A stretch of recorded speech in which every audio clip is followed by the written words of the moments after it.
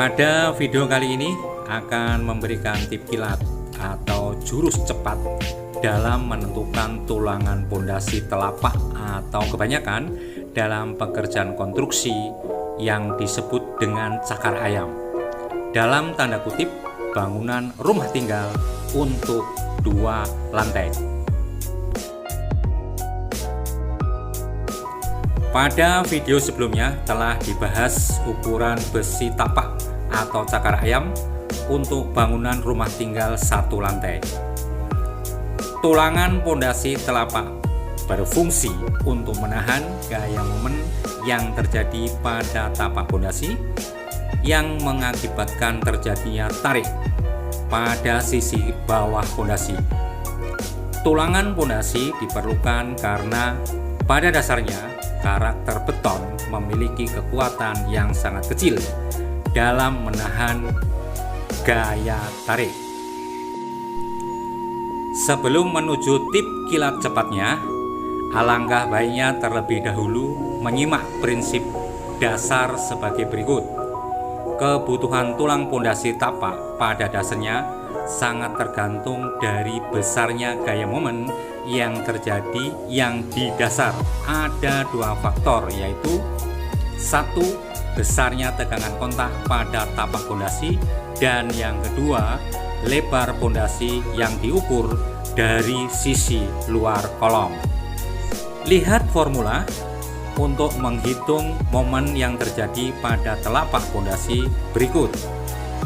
Besarnya momen sama dengan setengah dikali Q dikali L kuadrat, di mana Q sama dengan adalah maksimum tegangan kontak pada telapak pondasi, sedangkan untuk L sama dengan adalah halangan momen, yaitu lebar pondasi dari luar sisi kolom. Dari formula tersebut dapat dilihat bahwa semakin besar tegangan kontak atau semakin lebar telapak pondasi, maka besarnya nilai momen akan bertambah, sehingga akan memerlukan tulangan akan lebih banyak. Selain dari kebutuhan momen tersebut, standar nasional Indonesia dan referensinya yaitu ICI juga mengatur bahwa ada batasan minimum tulangan yang harus dipakai, sehingga dapat disimpulkan bahwa tulangan yang diperlukan untuk pondasi adalah nilai maksimum dari 2 kriteria, yaitu 1. Kebutuhan tulangan berdasarkan besarnya momen, dan kebutuhan tulangan minimum yang dipersyaratkan. Untuk mengetahui kebutuhan tulangan berdasarkan besarnya momen, ada beberapa perhitungan yang perlu dilakukan. Misalnya, menghitung tegangan kontak yang terjadi. 1. Menghitung besarnya momen. 2. Menghitung kapasitas momen nominal dari tapak pondasi. Dan yang ketiga, pertimbangan lainnya sampai pada akhirnya bisa menyimpulkan bahwa tulangan yang dipakai akan memadai dan pondasi dengan tulangan tersebut mencukupi untuk menahan momen maksimum yang terjadi. Namun tidak perlu khawatir sahabat, telah melakukan riset sederhana dan trial and error yang menyimpulkan korelasi kebutuhan tulangan dengan kondisi tanah di bawah pondasi. Percobaan ini dilakukan khusus untuk rumah tinggal 2 lantai dengan jarak kolom berkisar antara 3 hingga 4 meter. Selanjutnya sahabat, untuk tip kilat yang akan kita pakai akan merujuk pada formula dari hasil riset sederhana tersebut dari trial and error yang dilakukan untuk pondasi yang akan dibangun di atas tanah dengan daya dukung di atas 300 kPa, maka kebutuhan tulangan lentur pondasi itu bisa merujuk ke tulangan minimum yang dipersyaratkan SNI, yaitu 0,2% dari luas bruto penampang tapak pondasi. Sebagai contoh saja sahabat, jika ukuran pondasi yang diperlukan adalah 1,3 kali 1,3 meter dan dengan ketebalan yang diperlukan adalah 0,25 meter, maka kebutuhan penampang tulangan pondasi adalah sebesar 0,2% dikali 1,3 meter dikali 0,25 meter atau sama dengan 0,0065 meter persegi, atau dikonversikan ke milimeter sama dengan 650 mm persegi.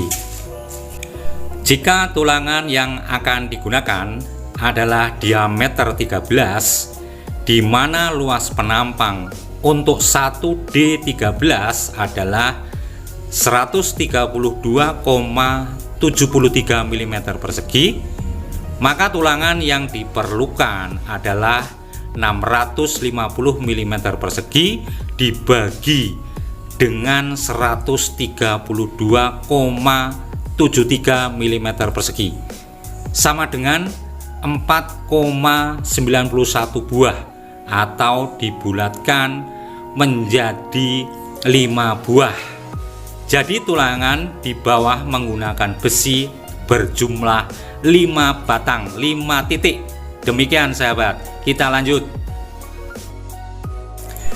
Dengan kata lain sahabat, tulangan yang diperlukan untuk pondasi dengan lebar 1,3 meter yang dibangun di atas tanah dengan daya dukung sekurang-kurangnya dari 300 kPa atau D13 dengan jarak adalah 300 mm.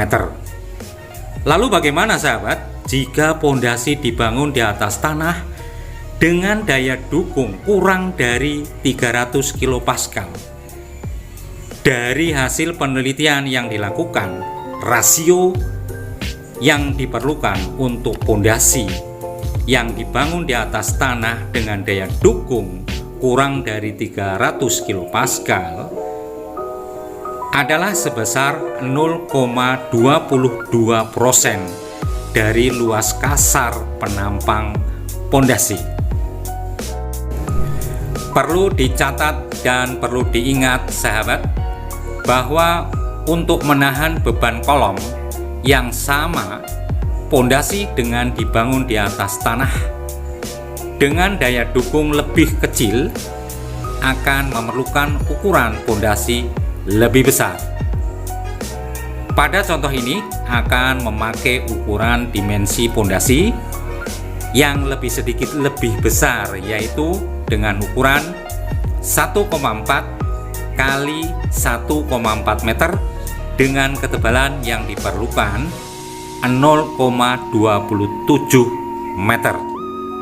Kebutuhan penampang tulangan pondasi yang dibutuhkan sebesar 0,22% dikali 1,4 meter dikali 0,27 meter atau sama dengan 0,000832 mm persegi, atau dikonversikan ke milimeter persegi sama dengan 832 mm persegi.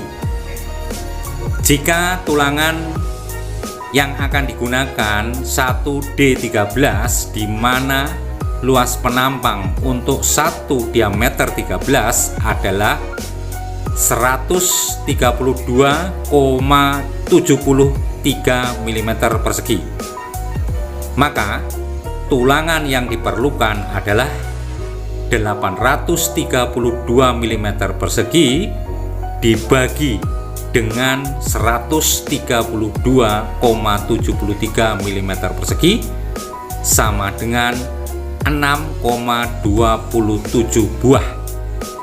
Jika dibulatkan menjadi 7 buah atau 7 titik 7 batang besi yang ada di bawah.